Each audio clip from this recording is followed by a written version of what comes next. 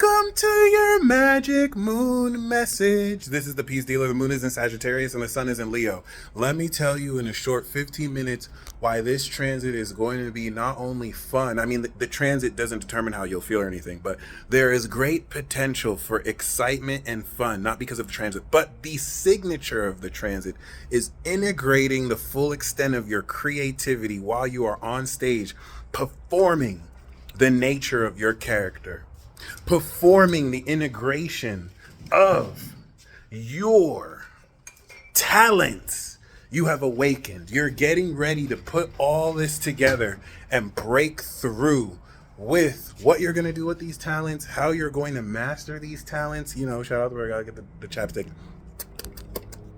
And most importantly, how much fun you're having.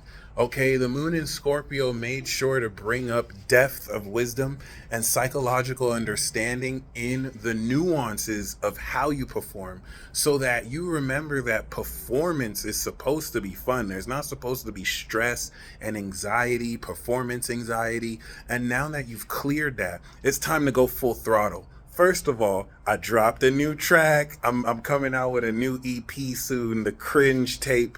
The Cringe Take. If you've heard Look Me Up, if you heard Sippy Cup, if you've heard Stole My Heart, those are three tracks. I got a fourth. Go check out YouTube. Go check out Instagram. Other than that, I notice every time the moon makes a Leo signature with the sun, I make new music. And I think it's the creativity that comes with that angle that allows your heart to fully express itself. Now, one thing to keep in mind, the sun is about like in between 10-20 degrees, so the moon being in between 10-20 degrees is going to enact this 120 degree angle. Relative to this 120 degree angle, okay, what is the fifth house? It's ruled by Leo. The fifth house, Leo, 120 degrees. Virgo is 150, Libra is 180. So we call this an affinity. Sagittarius is Leo's affinity. And what's Sag's ninth house? Leo. Leo is Sag's affinity. That's why those two signs are, I think, one of the best compatibility. But outside of that, the moon in Sag is now in its 120 degree integration. Let's go back a week and a half. You had just activated this new cycle of courage and the harvesting of supernatural talents. Pluto in Aquarius opposite this Leo energy since January and February, where the sun, moon, Mercury, Mars, and Venus had sex with it. I mean, conjuncted, 0 degreed it. Now we're in the 180 to 270 range, aka harvest into completion. 270 is going to be around like 0 degrees Scorpio, 29 degrees Libra. So this activation on stage with the intensity, especially taking the collective nature of where the world has been since the 1700s until now, is allowing you so much more meaning, where you're not just on stage, you're taking in everything that's happening around the world and how you are performing who you are within that, through that, and outside of that. So, given that activation over the last week, we set and activated certain parts. With the moon in Virgo, we understood how to analyze our manifestation and perspective of this talent. And then the moon in Libra helped us balance socially through these social skills, how well we're able to interpersonally relate and interface our individuality relative to who else is experiencing us. Okay, so that moon in Libra helps you understand nuances of how cringy or how confident certain actions you take come off, so you could adjust. That brings us to moon in Scorpio.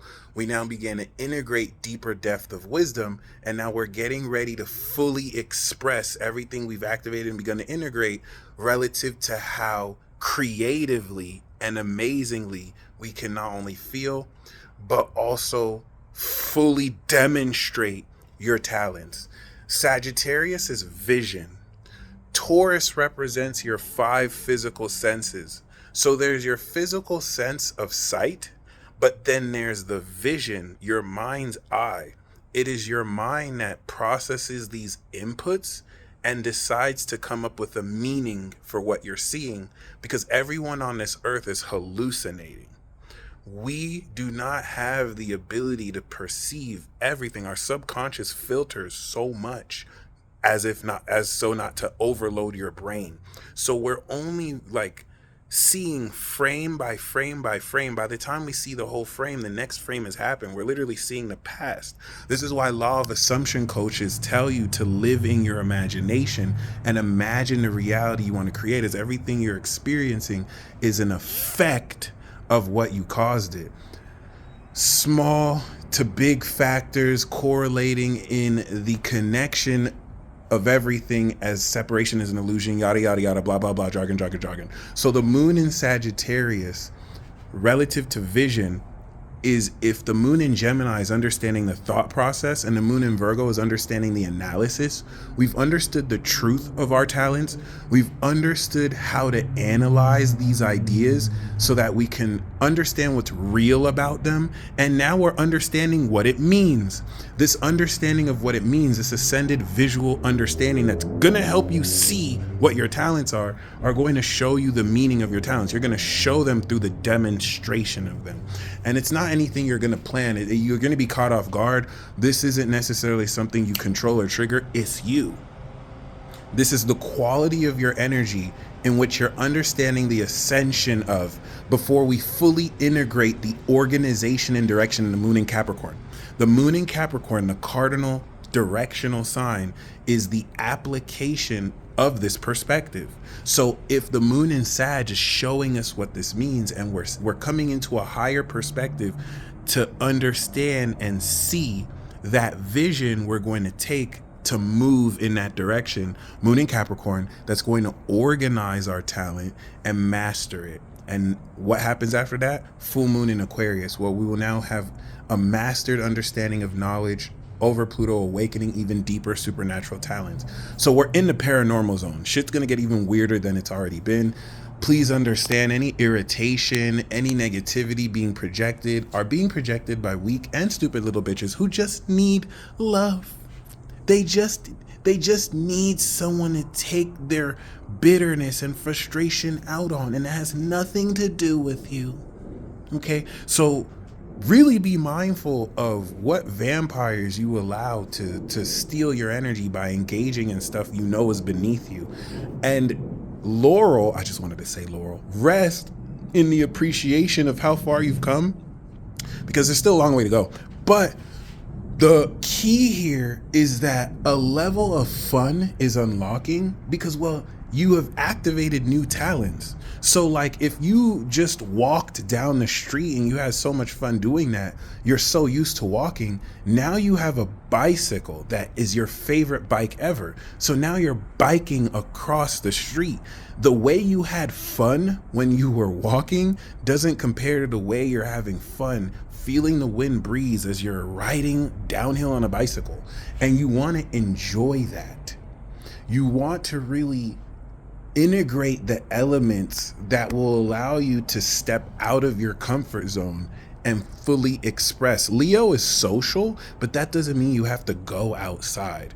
Although it's recommended to be social during these seasons, the social axis also represents the interpersonal and intrapersonal connection that you have with your own self, because you do socialize with yourself as well. So you will see these effects as such. The moon making a 270-degree angle to Saturn in Pisces and Neptune in Pisces, relative to the last 3 weeks and a half where the moon was in Pisces, and we came into this divine understanding, transforming our performance on stage because our beliefs started to adjust. I mean, after all, we had just harvested supernatural talent. You came into a knowledge of what the fuck that is, and now this changed what you believed you could accomplish before. By the time we got to Virgo and analyzed what's real about it, now you're completing that perspective by seeing into the final meaning. And so this is an angle of completion that's going to adjust your perception appropriately and prepare for you to move in the right direction. You may see what you don't like, but you need to remember that nothing that's for you can miss you. So that doesn't mean trying to control situations until you get what you want versus surrendering completely, because you're going to get what the fuck you want regardless. You've said it, you've decided it, it's yours. Unless you're a child that needs constant validation, you have nothing to worry about. And if you're a child that needs constant validation, a coochie coochie coo, a coochie coochie coochie adorable. Anyway, the trine to the North Node in Chiron is going to have you, with this ascended perspective and understanding, see how much you've overcome previous vulnerabilities to your ego and align you more with the direction you're meant and destined to move in. But my favorite transit, other than the opposition to Jupiter in Gemini and Mars, that's going to account for this expansion of your mindset by now understanding, oh, this is what this attitude means. This is how I can adjust this attitude on stage. The quincunx to Taurus, the 210-degree angle that's being made to Uranus and Taurus is going to innovate how, with this ascended perspective and understanding, you are transforming your 5 physical senses to align with this ascension of your vision, which of course is harvesting this evolution of your mindset. I am nice. I just have, not tooting my own horn here, but like, you know, I got y'all. All right. Daily coverage. I give you these moon sign updates. And you really want to get excited for what's coming forward because so much is getting ready to open for you. But don't get distracted. That Moon-Neptune square, don't get distracted by the theories and the beliefs and the bullshit people make up, the visuals people create. You know what I'm saying? The Moon-Sag-Neptune square is like someone using Photoshop to create an image of a text message where you said that you hate someone, but you never said that. But because people see it, they believe it. Because people see it, Sag, they Pisces believe it. And that's the square. Virgo helps to account for, okay, but is that factual? Is that image real? Right? So fully expect people to just make shit up and focus more on pathos and skewing data and statistics versus, you know, actually standing on truth. And hey, I pity the fool that, you know, messes with God's chosen. I don't know what that was. Anyway, you guys stay blessed as always. If there's any directive that you should do, I'm going to keep it wonderfully vague. Are you ready? It's 2 words, 7 letters. Have fun. I'm not even saying do whatever makes you. I'm saying have fun. And when you're having fun, have fun. All right, that's it. You might ask yourself, maybe recalibrating, what do I want to do for fun? Maybe it's not the same as it used to be before. Good, you're evolving. Other than that, the paranormal experiences that will stretch your perception out to account for metaphysical influences that your brain cannot possibly physically pick up will align with the internal understanding for you to engage as above, so below, and see demonstrably how much more magic you are because you really did activate supernatural talents. And with this integration of this, it's finally time to show people what you got. I'm so fucking corny. You guys stay blessed as always. Peace.